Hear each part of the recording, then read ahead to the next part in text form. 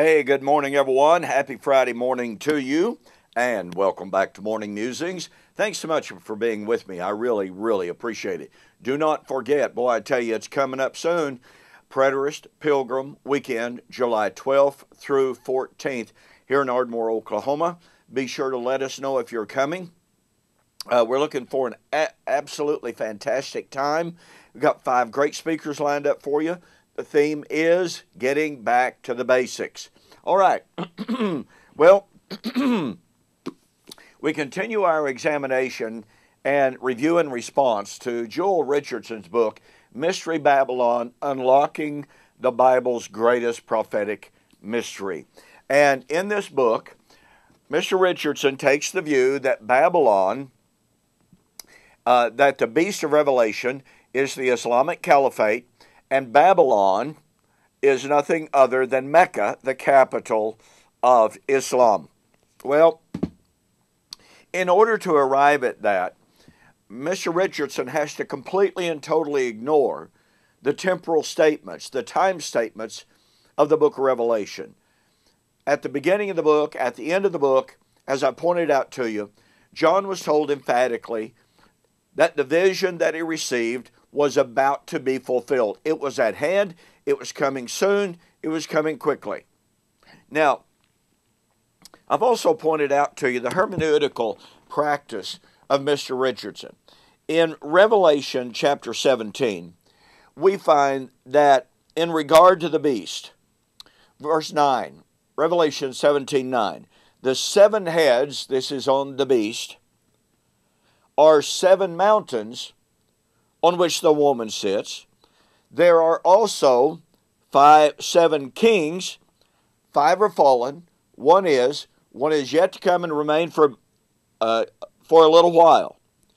The beast that was and is not is himself also the 8th, and is of the 7 and is going into perdition. The 10 horns, again on the beast, which you saw, are 10 kings, which have received no kingdoms yet they receive authority for 1 hour as kings with the beast. Now, I've shared with you how Mr. Richardson takes the statement about 5 kings and turns it into kingdoms. Well, notice that this beast likewise has 10 horns, which are 10 kings. Why doesn't Mr. Richardson make those 10 kings to be kingdoms? Well, because if he did, that would put Revelation way off even from our future. Yet he wants us to believe that all of this has to do with our day and our time. Now, you see, he started the 5 kingdoms. In other words, 5 are fallen.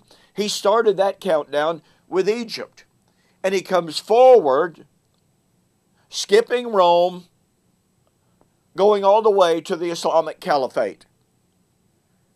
But the text doesn't say that those 5 kings are kingdoms. So my point is, if you're going to take what is an interpretive statement, the 5 kingdoms here, and make it 5 kingdoms, then we are justified in saying the 10 horns which you saw are 10 kings, and it goes ahead to say they don't have a kingdom yet. So here, these 10 kings must refer to kingdoms at some point. Do you see the problem?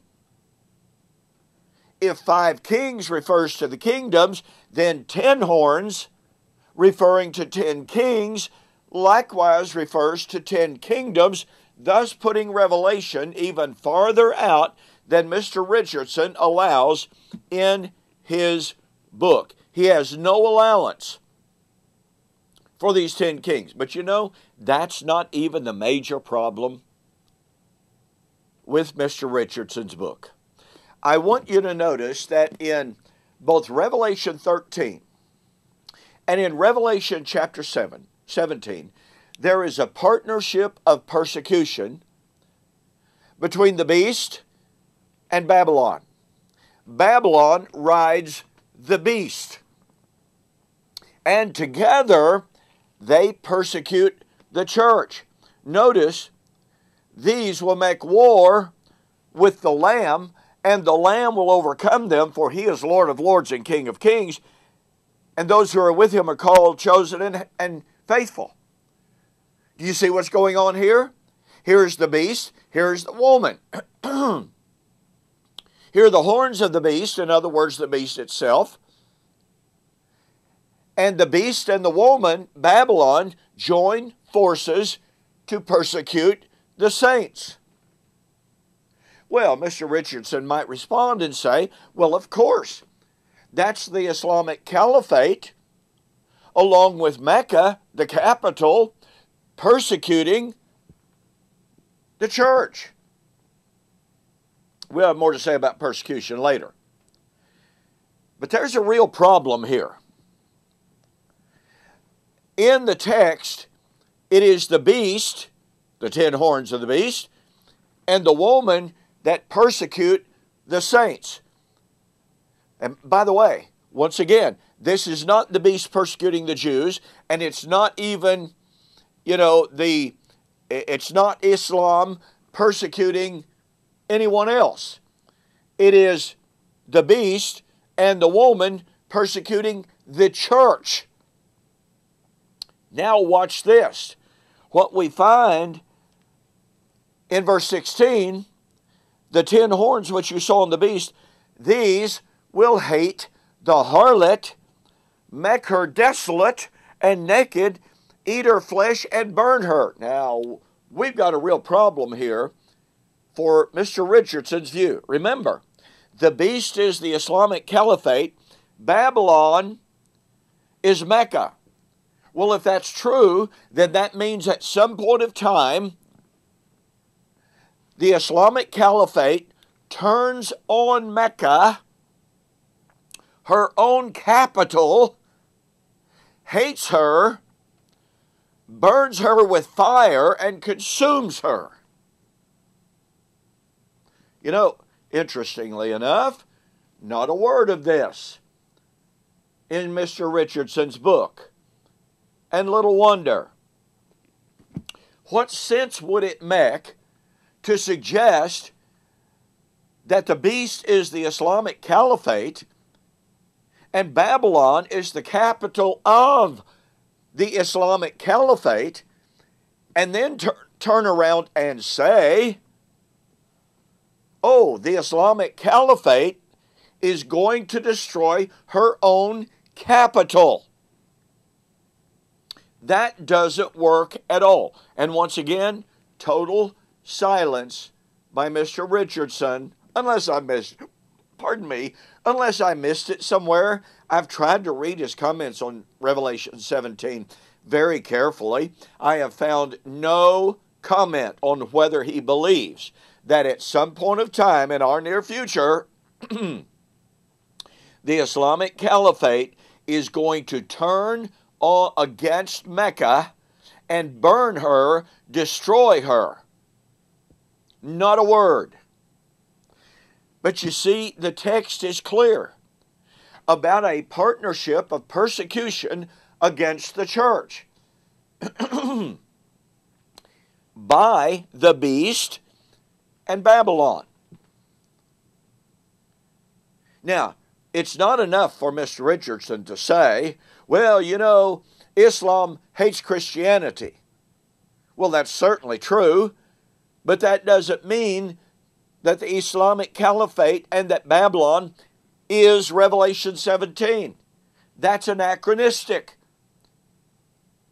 The Islamic Caliphate and Mecca didn't come along for 600 years after John wrote. That's anachronistic.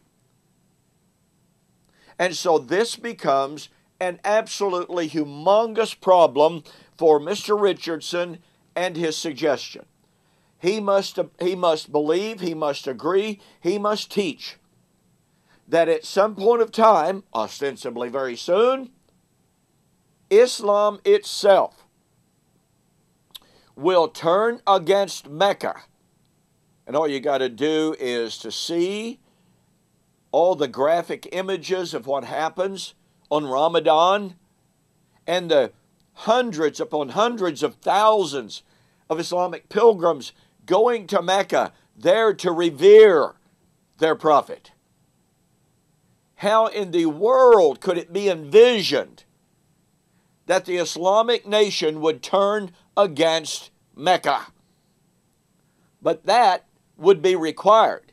If Mr. Richardson's view is correct, that is absolutely required by the text of Revelation chapter 17. So, unless Mr. Richardson is willing to say and teach that at some point of time, the nation of Islam itself will reject Mecca, hate Mecca, destroy Mecca, then his entire paradigm, every claim that he makes in this book, is falsified. Oh, by the way, let me throw this in there for good measure. We are told that Domitian, those who take the late date for the book of Revelation, we are told that Domitian is the beast, that Revelation was written under Domitian's reign, and that he was the persecutor. Well, there are several problems with that. Problem number one, there is virtually no evidence whatsoever that Domitian ever persecuted the church. It's not there. Secondly, Domitian was never, ever, at any point of time, in a partnership with anyone, with any city, to persecute the church. Didn't happen, period. Thirdly, Domitian was never in any partnership with any city to persecute the church and then turn on that city and destroy her. It didn't happen. But you know what? Nero, the Roman emperor, was in fact in partnership with Jerusalem to persecute the saints. But when Jerusalem rebelled, what did Nero do? He sent his armies, and Jerusalem was destroyed, burned, consumed. The partnership of persecution described in Revelation 13, Revelation chapter 17, did in fact happen under Nero. Didn't happen under Domitian, and by the way, it will not happen with the Islamic nation turning on Mecca and destroying her. Thus, Mr. Richardson's claim and Mr. Richardson's book is false. Now, I developed this partnership of persecution in my book, Who is This Babylon? Go to my website, donkpreston.com or BibleProphecy.com. Order the book, Who is This Babylon? Mention that you saw the offer on YouTube or Facebook. And by the way, I will include, free of charge, my book, Blast from the Past.